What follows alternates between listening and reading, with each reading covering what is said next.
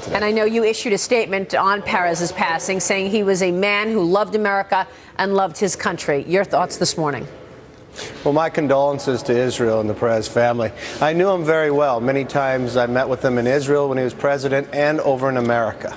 And he had an unbelievable character and ability about him, a soft-spoken man, but the words that he said you would always remember. And I remember this one time of him speaking in our rotunda. He was receiving the gold medal. And what he said was he knew about America's exceptionalism.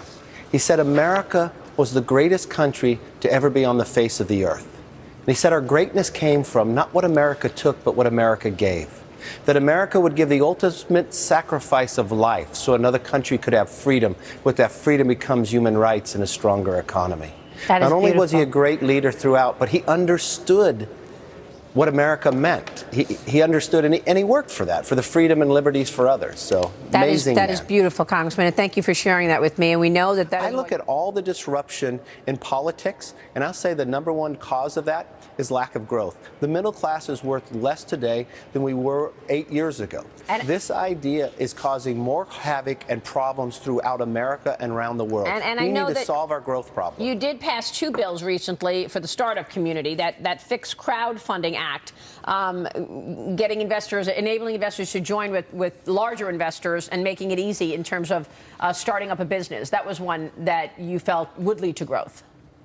Yeah, we also started, if you own 1% less of the company and you got options in there, that you weren't taxed on it when you were still a private company until you went public. Because when you think about the economy and you look at places in the economy, we have these companies called gazelles. They are little startups that grow at 20% a year or double every 2 years. Right. They make up 4% of new startups, but they account for 70% of all new jobs. What if we expanded and created new gazelles? Because we're at our lowest point in 18 years of new startups. Yeah, the amount I of regulation that's going on. The empowering employees through stock ownership. That is very interesting, and you're right. I think it will encourage people. Real quick, do you think what would be Hillary Clinton's tax plan?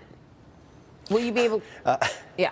I think Hillary Clinton, and even if you looked at the debate the other night, she's status quo. She just thinks government controls all, that we should dictate from Washington instead of unshackle what holds us back. Look, I started my first business when I was 19 years old. That's what put me through college. We need more entrepreneurship and unshackle what holds us back. That means removing regulation. That means letting people keep more of what they earn, letting them compete on a level playing field. And I would never bet against America. Remember what Shimon Peres said about us. He understood the greatness of America. Yeah. Let's unshackle that and unleash that on the rest of our ability to grow. We will leave it there. Congressman, good to see you. Thanks so much. Thanks for having me. We appreciate it. Congressman Kevin McCarthy.